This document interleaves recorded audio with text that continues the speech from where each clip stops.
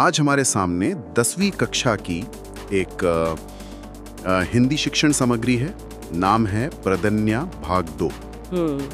और देखिए, पहली नजर में तो ये किसी भी दूसरी गाइड बुक जैसी ही लगती है। बिल्कुल वही कुछ पत्र, कुछ गद्यांश, कविताएं, वही सब कुछ। लेकिन हम इसे सिर्फ एक किताब की तरह नहीं बल्कि एक नक्शे की तरह पढ़ने की कोशिश करेंगे।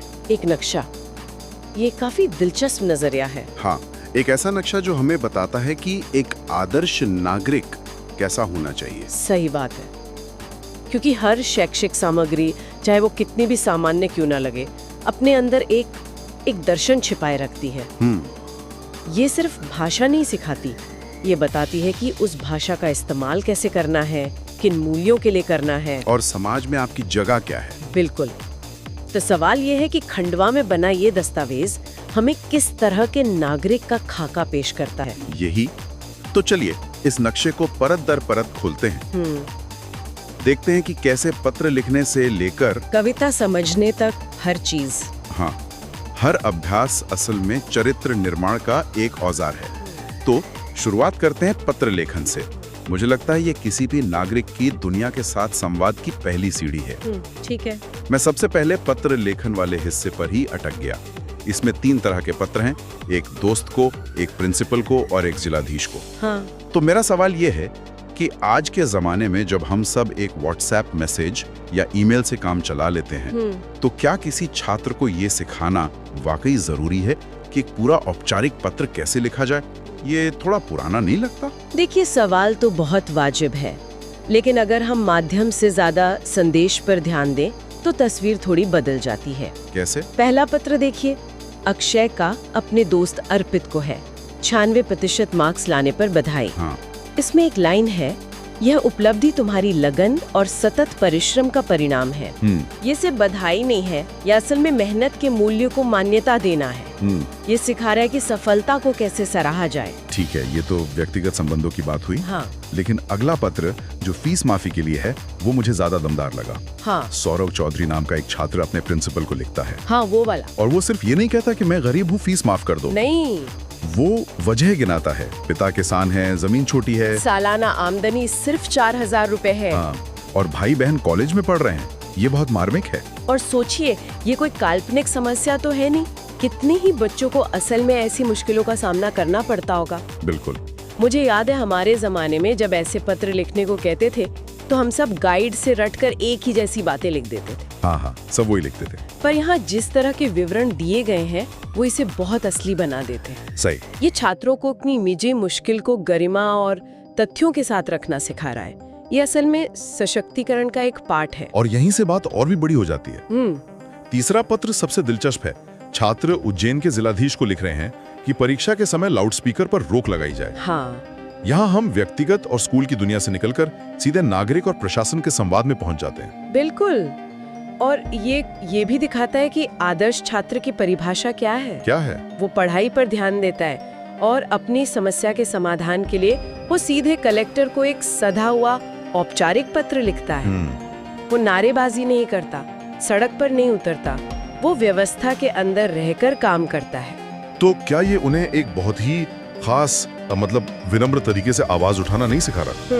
क्या इसमें विद्रोह या असहमति की कोई जगह है, या ये सिर्फ व्यवस्था के नियमों का पालन करना सिखा रहा है? देखिए, ये एक बहुत महत्वपूर्ण सवाल है। मेरे हिसाब से ये उन्हें सिस्टम का हिस्सा बनना सिखा रहा है। अच्छा। ये उन्हें बता रहा है कि आपकी आवाज की अहमियत है, लेकिन उसे उठाने का एक तय तरीका है, एक प्रोटोकॉल है। तो ये व्यक्तिगत संबंधों, मतलब दोस्त से शुरू होकर संस्थागत नियमों यानी स्कूल से गुजरकर नागरिक जिम्मेदारी तक का एक सफर है। मतलब ये संवाद का एक पूरा इकोसिस्टम तैयार करता है। बिल्कुल। तो हमने देखा कि पत्र लेखन छात्रों को दुनिया में अपनी आवाज इस्तेमाल करने का एक भारी ढांचा दे रहा है। हाँ। लेकिन उनके अंदर कौन से मूल्य भरे जा रहे हैं? उस आवाज के पीछे की सोच क्या होगी? इसके लिए हमें इन अपठित गद्यांशों को देखना होगा, जो मुझे लगता है कि इस पाठ्यक्रम की आत्मा है। बिल्कुल, क्योंकि गद्यांश वो हिस्सा है जहाँ नैतिक और दार्शनिक विचारों को सीधे सीधे पेश किया जाता है। और पहला ही गद्यांश, हाँ, पहला ही गद्यांश सीखने की प्रक्रिया पर ही है। ये कहता है कि जो सिर्फ किताबें रट लेता है वो रट्टू तोता बन जाता है, और सच्ची समझ मनन और चिंतन से आती है। ये तो अपने आप में बहुत दिलचस्प है। ये एक तरह से उस शिक्षा प्रणाली पर ही एक सूक्ष्म टिप्पणी है जो अक्सर रटने पर जोर देती है। सही कहा। ये छात्रों से कह रहा है कि सिर्फ पढ़ो मत, सोचो, सवाल पूछो। बिल्कुल, ये उन्हें सिर्फ एक छात्र नहीं बल्कि एक विचारक बनने के लिए प्रेरित कर रहा है। इसके बाद अगला गद्यांश परोपकार पर है, जो प्रकृति से उदाहरण लेता है। हाँ, नदियाँ दूसरों के लिए बहती हैं, पेड़ दूसरों के लिए फल और छाया देते हैं। ये निस्वार्थता का एक बहुत ही क्लासिक भारतीय विचार है। लेकिन यहाँ मेरे मन में एक सवाल आता है। पूछिए। ये एक बहुत ही पारंपरिक, लगभग गांधीवादी विचार है। आज के जमाने में क्या एक छात्र इसे प्रेरणादायक मानेगा या फिर ये थोड़ा पुराना लगेगा? क्या आज की युवा के लिए परोपकार का मतलब एक एनजीओ शुरू करना या ऑनलाइन एक्टिविज्म करना नहीं है? क्या ये परिभाषा थोड़ी सीमित नहीं लगती? आपका सवाल इस सामग्री के मूल तक जाता है। ये निश्चित रूप से एक पारंपरिक दृष्टिकोण प्रस्तुत कर रहा है। वही तो। यहाँ परोपकार एक शांत, निस्वार्थ कर्म है, न कि कोई मुखर अभियान। ये शायद स्थिरता और सामूहिकता के मूल्यों पर जोर देना चाहता है। ये कह रहा है कि बड़े बदलाव करने से पहले प्रकृति की तरह चुपचाप अपना काम करना सीखो। अच्छा, और तीसरा गद्यांश कर्मशील मानव पर है। हाँ, जो इस विचार को और पुख्ता करता है। ये एक ऐसे व्यक्ति का वर्णन करता है जो मेहनती है, धैर्यवान है और विपत्तियों में भी अपने चरित्र का परिचय देता है। बिल्कुल। लेकिन जो पंक्ति मुझे सबसे ज्यादा प्रभावित कर गई वो है, संतोष उसका धन है। आज की हसल कल्चर वाली दुनिया में ये एक राजनीतिक विचार है माँ, जहाँ सफलता को हमेशा अगली बड़ी चीज, अगले बड़े लक्ष्य से मापा जाता है। ये कह रहा है कि सच्ची दौलत बाहरी उपलब्धियों में नहीं बल्कि भीतरी संतोष में है। तो अगर हम इन तीनों गद्यांशों को एक साथ देखें तो एक तस्वीर उभरती है। कैसी तस्वीर? एक ऐसा व्यक्ति जो गहराई से सोचता है, निस्वार्थ भाव से समाज के लिए काम करता है और अपनी मेहनत का फल संतोष में पाता है। हाँ, ये एक मुकम्मल जीवन दर्शन है। दिलचस्प है कि गद्यांश में कर्म और संतोष जैसे तर्क संगत और नैतिक मूल्यों पर जोर है। लेकिन इंसानी अनुभव सिर्फ तर्क पर तो नहीं चलता, भावनाओं का क्या? बिल्कुल। शायद इसीलिए पाठ्यक्रम का अगला हिस्सा कविताओं का है, जो हमें तर्क की दुनिया से निकालकर प्रेम, बलिदान और राष्ट्रभक्ति के भावनात्मक समंदर में ले जाता है। और ये बदलाव बहुत जरूरी है, क्योंकि आप किसी को सिर्फ नियमों और नैतिकता से एक अच्छा नागरिक नहीं बना सकते। सही बात है। आपको उनके दिल को भी छूना होगा, और कविता से बेहतर इसका कोई जरिया नहीं है। और पहली ही कविता प्रेम पर है। हाँ, और ये मुझे चौंकाता है। 10वीं के छात्रों को प्रेम के बारे में पढ़ाया जा रहा है, और वो भी इतने भव्य तरीके से। प्रेम को स्वर्ग और ईश्वर का प्रतिबिंब कहा गया है। और चेतावनी भी है कि जिसने प्रेम नहीं किया वो अभागा पत्थर है। बहुत गहरी बात है। हाँ। और ये प्रेम को सिर्फ एक रोमांटिक भावना के तौर पर नहीं बल्कि एक आध्यात्मिक अनुभव के रूप में पेश कर रहा है। अच्छा। इसमें एक पंक्ति है जो कहती है कि प्रेम की पीड़ा भी मधुर है। ये छात्रों को सिखा रहा है कि भावनाएं सीधी और सरल नहीं होती, उनमें जटिलता और विरोधाभास होता है। ये भावनात्मक परिपक्वता का पहला पाठ है। और इस कोमल आध्यात्मिक कविता के ठीक बाद माहौल पूरी तरह बदल जाता है। बिल्कुल। अगली कविता है जवानी पर, और ये एक आह्वान है, एक ललकार।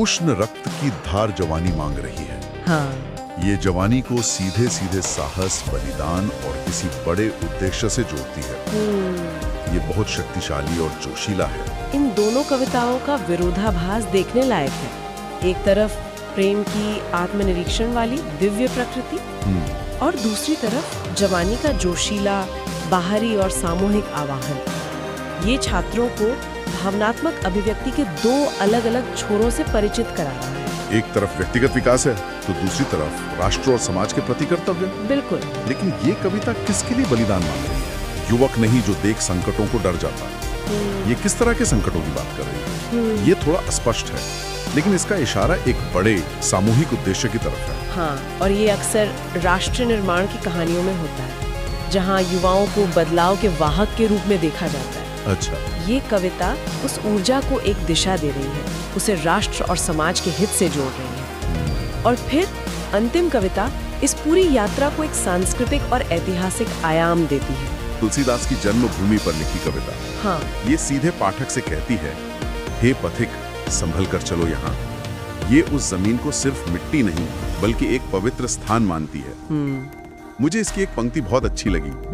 धूली मिल न कहीं पड़ जाए धूली से, उनकी कोई स्मृति ललाम। क्या बात है। यानी उस महान आत्मा की कोई प्यारी याद कहीं धूल में न मिल जाए। ये अपनी सांस्कृतिक विरासत का सम्मान करना सिखाने का कितना सुंदर तरीका है। बहुत सुंदर। ये सिर्फ देशभक्ति नहीं है, ये बौद्धिक और साहित्यिक जड़ों के प्रति श्रद्धा है। ये कह रहा है कि इस देश की महानता सिर्फ इसकी सीमाओं में नहीं बल्कि तुलसीदास जैसे विचारकों के विचारों में है। बिल्कुल।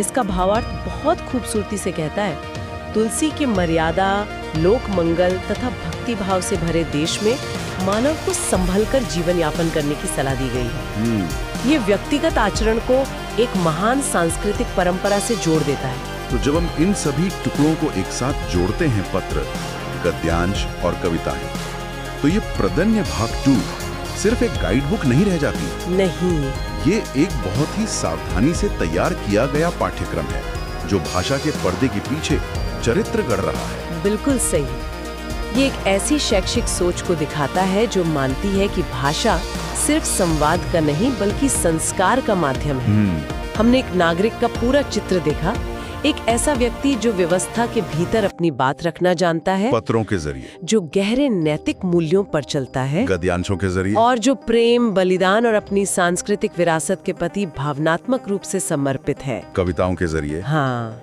ये एक सक्षम संचारक, एक नैतिक व्यक्ति और एक जिम्मेदार नागरिक बनाने का एक मुकम्मल खाका है। ये सामग्री असल में ये आकार दे रही है कि एक पूरी पीढ़ी खुद को कैसे अभिव्यक्त करेगी और किन मूल्यों को महत्वपूर्ण मानेगी। बिल्कुल। और ये मुझे सोचने पर मजबूर करता है, अगर ये किताब एक ऐसा नागरिक बनाती है जो व्यवस्था का सम्मान करता है, समुदाय के प्रति निस्वार्थ है और अपनी परंपराओं पर गर्व करता है, तो आज की हमारी शैक्षिक सामग्रियां किस तरह का नागरिक बना रही हैं? क्या हम इनोवेटर्स बना रहे हैं, डिसरप्टर्स बना रहे हैं, वैश्विक नागरिक बना रहे हैं या कुछ और? और ये हमारे समाज के भविष्य के बारे में क्या कहता है?